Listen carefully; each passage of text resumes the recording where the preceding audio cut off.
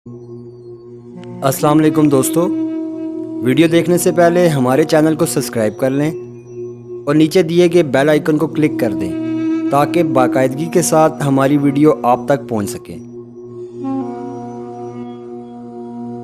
दिलेरी और बहादुरी की रूह फूंकने के लिए अपनी तलवार नियाम से निकाल कर पूछा, इस तलवार का हक कौन अदा करेगा?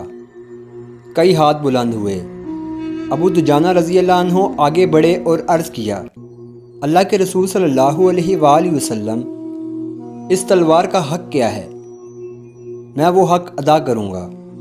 आप सल्लल्लाहु अलैहि वसल्लम ने फरमाया, इस तलवार का हक ये है कि इससे दुश्मन को इतना मारो कि ये टेढ़ी हो जाए।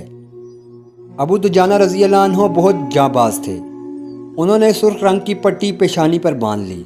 मैदान जंग में जब भी ये पट्टी बांधते थे तो मुसलमान एक दूसरे से कहा करते थे, अबू दुजाना ने मौत की पट्टी बांध ली है। पट्टी बांधने के बाद उन्होंने फिर फरमाया, इस तलवार का हक मैं अदा करूँगा। फिर दुश्मन के सामने अकड़ कर चलने लगे। इस पर अल्लाह के रसूल सल्लल्लाहु अलैहि वसल्लम ने फरमाया, ऐसी चाल अल्लाह को नापसंद है मगर मैदान जंग में नहीं, क्योंकि यह दुश्मन पर अपनी दाग बिठाने के लिए है, अपनी ताकत का इजहार करने के लिए है। इस गज़वा में भी गज़वा बदर की तरह कई बच्चे आए थे। उन्हें कम उम्री की वजह से वापस भिजवा दिया। इनमें से अब्दुल्ला बिन उमर, अस्मा बिन ज़ैद, ज़ैद बिन साबित, ज़ैद बिन अरकम, अबू साद खुदरी, अबू ज़ैद बिन हारसा रज़ी अल्लाह अन्हु के नाम नुमायाँ है। अलबत्ता कम सन्नी के बावजूद दो बच्चों को जंग में शिरकत की इजाज़त मिल गई। इनके नाम राफ़े और समरा हैं। राफ़े ने कम उम्री में तीर अंदाज़ी में गज़ब की महारत हासिल कर ली थी। उन्हें तीर अंदाज़ी की महारत की बिना पर इजाज़त मिली। समरा ने जब देखा कि उन्हें इजाज़त मिल गई है तो नबी करीम सल्लल्लाहु अलैहि वसल्लम की खिदमत में हाजिर हुए और अर्ज़ किया, अल्लाह के रसूल सल्लल्लाहु अलैहि वसल्लम, आपने राफ़े को जंग में शिरकत की इजाज़त दे दी है, जबकि मैं राफ़े से ज़्यादा ताकतवर हूँ, उन्हें कुश्ती में पछाड़ सकता हूँ, इसलिए मुझे भी इजाज़त दी जाए। इनकी बात सुनकर नबी रहमत सल्लल्लाहु अलैहि वसल्लम मुस्करा दिए। फिर फरमाया, हम दोनों की कुश्ती करवा कर देख लेते हैं। अगर तुमने वाकई में राफ़े को पछाड़ दिया तो तुम्हें भी इजाज़त मिल जाएगी। इन दोनों में कुश्ती शुरू हुई।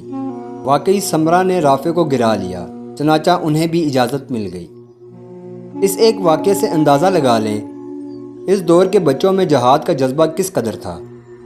चनाचा मुशरिकीन सफ़े बना चुके थे। फ़ौज का सिपा सलार अबू सुफियान था। फ़ौज के दाएं हिस्से का अफसर खालिद बिन वलीद और बाएं हिस्से का अकरमा बिन अबू जहल था। पैदल फ़ौज की कमान सफ़ान बिन अमिया के हाथ में थी। तीर अंदाज़ों पर अब्दुल्ला बिन रुबा को मुकर्रर किया गया। लड़ाई से पहले अबू सुफियान ने जंगी चाल के तौर पर अंसार और मुहाजिरीन में फूट डलवाने की कोशिश की। इसने अंसार को खुफिया पैगाम भिजवाया, हमारा तुम्हारा कोई झगड़ा नहीं, तुम पीछे हट जाओ। अंसार ने इनकी इस बात का बहुत सख्त जवाब दिया। भला वो कैसे नबी करीम सल्लल्लाहु अलैहि वसल्लम को छोड़ सकते थे? वो तो अल्लाह के रास्ते पर अपनी जान के नजराने पेश करने आए थे। कुरैश की तरफ से तलहा बिन अबी तलहा अपनी सफ से निकलकर आगे आ गया और ललकारा, तुम में से कौन है जो मुझसे मुकाबला करे? ये बहुत ताकतवर, बहादुर और जंगजू था। इसके मुकाबले में सैयदना ज़ैद बिन अवाम रज़ी अल्लाह अन्हु आए।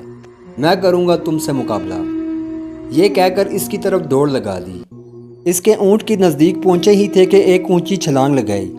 पहले तो इसे नीचे गिराया, फिर एक ज़ोरदार वार करके इसका काम तमाम कर दिया। मुसलमानों ने अल्लाह अकबर के नारे बुलंद किए। कत्ल होने वाला काफिर तलहा बिन अबी तलहा का ताल्लुक कबीला बनु अलदाद से था। झंडा इस रोज़ इस कबीले के हाथ में था। जंग शुरू होने से पहले अबू सुफियान ने इन्हें खूब गैरत दिलाई और कहा, झंडे को गिरने ना देना। जंगे बदर में भी झंडा तुम्हारे ख़ानदान के हाथ में था और झंडे के गिरने की वजह से हमें शिकस्त हुई थी। तलहा बिन अबी तलहा गिरा तो झंडा भी गिर गया, क्योंकि झंडा इसके हाथ में था।